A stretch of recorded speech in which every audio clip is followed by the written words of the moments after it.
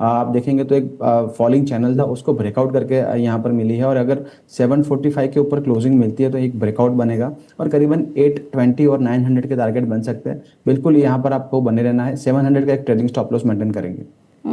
बिल्कुल। अगला सवाल लेते हैं। विजन के हैंडल से सवाल आया है, हालांकि ये पूछ रहे हैं KRN हीट एक्सचेंजर 1262 पर इन्होंने खरीदा हुआ है, 100 क्वांटिटी है, शॉर्ट टर्म का व्यू है। जी बिल्कुल, शॉर्ट टर्म का व्यू है तो आपको एक स्टॉप लॉस मेंटेन करके चलना है 1140 का।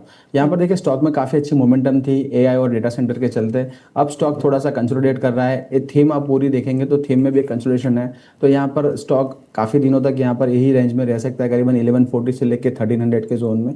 अगर 1140 का जोन यहाँ से नीचे साइड टूटता है तो करीबन 950 तक के लेवल बन सकते हैं। लॉन्गर टर्म व्यू है तो 950 पर एवरेज कर सकते हैं, बट बिल्कुल शॉर्ट टर्म व्यू है 1140 का स्टॉप लॉस मेंटेन कर सकते हैं।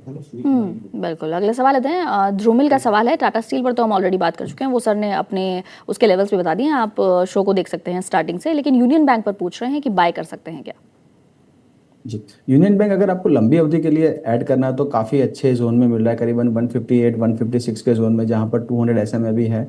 और यहां पर काफ़ी अच्छे जोन, अब जो ब्रेकआउट आया था, जो प्रीवियस ब्रेकआउट का एक रेजिस्टेंस था, अब सपोर्ट का काम करेगा। शॉर्ट टर्म व्यू करना है तो यहाँ पर अभी भी मेरी अवॉइड को सलाह रहेगी, क्योंकि काफ़ी स्टॉक में काफ़ी बड़ी गिरावट आई थी, एक पुल बैक आ रहा है। अभी यहाँ पर कोई रिवर्सल के साइंस नहीं है, तो यहाँ पर स्टॉक या कंसोलिडेट कर सकता है या फिर और नीचे के लेवल जा सकता है। तो यहाँ पर लॉन्गर टर्म व्यू है तो बिल्कुल आप बाय कर सकते हैं विद स्टॉप लॉस ऑफ 140। आपका शॉर्ट टर्म व्यू है तो अभी वेट एंड वॉच करेंगे। बिल्कुल। और सर वैसे ओवरऑल बैंकिंग पैक पर आपका क्या कहना है, कोई स्टॉक्स जो आपको पसंद हो इस पूरे पैक में। जी जी, ओवरऑल बैंकिंग पैक पर मोहिनी जी हमारा काफ़ी अच्छा पॉजिटिव रुझान है। और आप देखेंगे तो निफ्टी बैंक काफ़ी अच्छा कंसोलिडेट कर रहा है। बट जो प्रीवियसली अगस्त महीने से आप देखेंगे तो अगस्त 25 से निफ्टी PSU बैंक ने एक ब्रेकआउट दिया था, और लास्ट 4-5 ईयर से निफ्टी प्राइवेट बैंक ने यहाँ पर रिटर्न्स नहीं बनाए थे। अब आप देखेंगे तो निफ्टी प्राइवेट बैंक के चार्ट काफ़ी अच्छे एंकरेजिंग लग रहे हैं, और यहाँ से करीबन 30,000 के लेवल आ सकते हैं निफ्टी प्राइवेट बैंक में। और जो निफ्टी बैंक का रैली है जो लीड करेगा निफ्टी प्राइवेट बैंक्स, और उसमें आप देखेंगे तो जैसे इंडसइंड बैंक में आप देखें काफ़ी अच्छी रैली हो चुकी है। RBL बैंक काफी अच्छी रुझान दिखा रहा है। बंधन बैंक आप देखेंगे तो काफी अच्छा पॉइज्ड है। साथ ही में HDFC बैंक, कोटक और axis bank and ICICI bank जो डार्क हॉर्स है, वहां पर भी काफी अच्छी रैली दिख रही है। तो प्राइवेट बैंक जो बास्केट है वो काफी अच्छा कर रहा है। अगर आपको शॉर्ट टर्म व्यू के लिए अगर आपको ट्रेड करना है तो बिल्कुल मैं ICICI बैंक की तरफ जाऊंगा। ICICI बैंक के काफी अच्छे चार्ट्स हैं। 1350 का एक स्टॉप लॉस मेंटेन करेंगे, करीबन 1500 के टारगेट बनेंगे। और थोड़ा सा पोर्टफोलियो में आपको शामिल करना है, आपको लॉन्गर टर्म के लिए प्ले करना है तो HDFC बैंक भी काफ़ी अच्छे लेवल पर मिल रहा है। अगर कोई गिरावट आती है 805 800 के जोन में, 775 का स्टॉप लॉस मेंटेन करके HDFC बैंक में भी बने रह सकते हैं। और सर SBI पर क्या व्यू है, क्योंकि अभी SBI फंड्स मैनेजमेंट के IPO की अभी घोषणा हो चुकी है, 14 जुलाई से वो लॉन्च भी हो जाएगा, तो ऐसे में क्या इसका इम्पैक्ट देखने को मिलेगा शेयर पर। जी देखिए, अभी इम्पैक्ट तो काफ़ी पॉजिटिव देखने को मिलेगा, बट अभी भी आप देखेंगे अर्निंग्स के बाद SBI में काफ़ी बड़ी गिरावट आई थी। उसके बाद स्टॉक यहाँ पर एक स्टेबलाइज हो रहा है, और यहाँ पर जो हायर बेस है करीबन 1015,000 के अराउंड यहाँ पर एस्टेब्लिश कर रहा है। अब ऊपर की तरफ आप देखेंगे तो 1050 1055 का जोन है, वहाँ पर रेजिस्टेंस फेस कर रहा है। तो अमूमन आप निफ्टी PSU बैंक का चार्ट भी देखेंगे तो वहाँ पर भी गिरावट है, और SBI यहाँ अंडर परफॉर्म कर रहा है। तो अभी भी जो रुझान है वो ही एक साइडवेज टू नेगेटिव जोन में ही चल सकता है। 1015 के नीचे आप जाएगा तो स्टॉक करीबन 980 तक जा सकता है। ऊपर की तरफ अगर ब्रेकआउट मिलता है तो काफ़ी बड़ी रेजिस्टेंस है, करीबन 11,070-75 के जोन में, तो वहाँ पर एक रेजिस्टेंस भी फेस हो सकते हैं। तो साइडवेज टू नेगेटिव व्यू ही रहेगा। अगर कोई बड़ी न्यूज़ आती है और यहाँ से 1200 के लेवल माफ़ कीजिए 1100 के लेवल निकलता है SBI, तब यहाँ पर काफ़ी बड़ी बाइंग आ सकती है, एक मोमेंटम बन सकता है। तब तक एक साइडवेज जोन में रहेगा। दो और चार्ट्स देखिएगा सर, एक हिंदुस्तान जिंक और GMDC। एक व्यूअर इस पर पूछ रहे हैं कि क्या ये इन्हें खरीद सकते हैं, मतलब इनका खरीदने का व्यू है, तो आपसे जानना चाहते हैं कि क्या ये सही खरीदारी के लेवल्स पर हैं। जी, हिंदुस्तान जिंक की अगर बात करेंगे तो हिंदुस्तान जिंक आप देखिए सिल्वर के प्राइसेस के अकॉर्डिंग ही यहाँ पर मोमेंटम आती है। तो आज आप देखेंगे तो सिल्वर गोल्ड में काफी अच्छी मोमेंटम है, तो हिंदुस्तान जिंक के अंदर एक रिवर्सल है, बट अभी भी अपने 200 SMA के नीचे कारोबार कर रहा है, बट अच्छे जोन पर कारोबार कर रहा है। अगर आपको थोड़ा सा लंबी नजरिया है, लॉन्ग टर्म व्यू है आपका, तो 490 का एक स्टॉप लॉस मेंटेन करेंगे। यहाँ से अगर पुल बैक आता है तो करीबन 565 600 के जोन आ सकते हैं। GMDC आपको लॉन्ग टर्म के लिए लेना है तो काफ़ी अच्छा कंपनी है। और जो रेयर अर्थ के लिए जो चाइना से जो खबर आती रहती है, तो रेयर अर्थ काफ़ी फोकस में रहता है। तो रेयर अर्थ के लिए आप देखेंगे तो GMDC काफ़ी बड़ा प्ले है, बट यहाँ पर आपका लॉन्गर टर्म व्यू होना चाहिए। डेली चार्ट्स पर अभी भी लोअर है, लोअर उसके पैटर्न है, बट यहाँ पर एक फॉलिंग चैनल में है।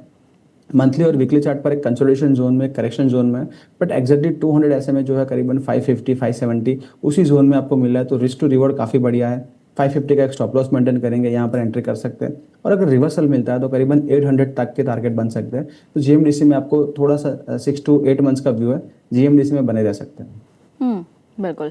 अगला सवाल एक क्यूपिड पर है और दूसरा अशोक लीलैंड पर। अशोक लीलैंड पर पूछा गया है कि क्या इसे अभी बाय कर सकते हैं अगले 5 सालों के लिए, उसके साथ ही क्यूपिड कहाँ तक जा सकता है? जी, देखिए क्यूपिड में आप देखें तो अनबिलीवेबल एक रैली ही चल रही है और यहाँ पर आपको ट्रेलिंग स्टॉप लॉस मेंटेन करिए।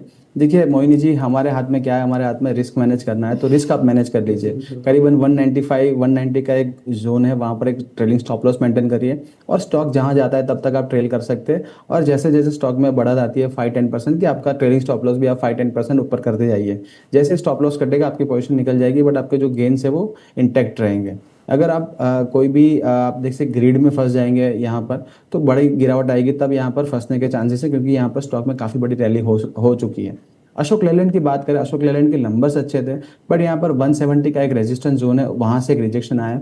बट जैसे जैसे पैटर्न्स इमर्ज हो रहा है, यहाँ पर लग रहा है 150 155 का एक अच्छा जोन है, उसी स्तर पे यहाँ पर स्टॉक यहाँ पर कारोबार कर रहा है। 150 का एक स्टॉप लॉस मेंटेन करिए। 165 तो यहाँ से स्टॉक जा सकता है, उसके ऊपर अगर ब्रेकआउट मिलता है तो करीबन 190 के टारगेट बन सकते हैं। पैटर्न्स काफ़ी अच्छे हैं, थोड़ा सा कंसोलिडेशन कर सकता है स्टॉक, बट इवेंचुअली यहाँ पर 190 के टारगेट बन सकते हैं। और सर आपके रडार पर कौन से स्टॉक्स हैं आज? आज मेरे रडार पर मैनकाइंड फार्मा है। आप देखिए मैनकाइंड फार्मा काफ़ी दिनों से कंसोलिडेशन कर रहा था, करीबन 2450 से लेके 2550। आज के सत्र में काफ़ी अच्छा ब्रेकआउट है और यहाँ से ब्रेकआउट अगर सस्टेन होता है, करीबन 2550 के क्लोजिंग मिलते हैं, तो यहाँ पर 2600 और 2650 दो टारगेट बन सकते हैं। आपको जो स्टॉप लॉस है मेंटेन करना है माफ़ कीजिए 2525 का, उसके नीचे स्टॉक जाए तो आपको एक बार एग्जिट लेना है।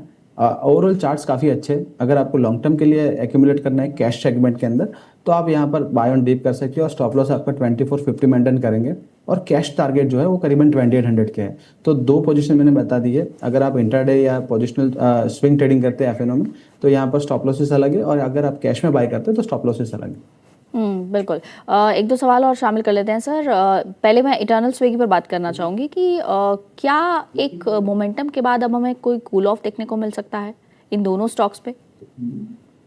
जी, देखिए काफ़ी अच्छी रिकवरी यहाँ से हमें लोअर लेवल्स पर देखने को मिली है, स्पेशली इटर्नल के अंदर। तो साइड बाय साइड्स कंपैरिजन करेंगे तो यहाँ पर इटर्नल ही आउट परफॉर्म कर रहा है। देखिए स्विगी में काफ़ी बड़ी गिरावट आई थी, उसके बाद एक पुल बैक आया और अपने 200 SMA से अभी भी 15-20% दूर है। इटर्नल की अगर बात करेंगे तो इटर्नल अपने 200 SMA से कंफर्टेबली एक अच्छा ट्रेड कर रहा है, और अगर ये गिरावट आ रही है तो एक बाइंग अपॉर्चुनिटी हो सकती है। 270-75 का एक जोन अच्छा है, वहाँ पर एंटर कर सकते हैं। 265 का स्टॉप लॉस मेंटेन करेंगे, और अगर ये रिवर्सल प्ले होता है तो करीबन 350 तक के टारगेट बन सकते हैं। स्विगी में अभी भी हम वेट एंड वॉच करेंगे।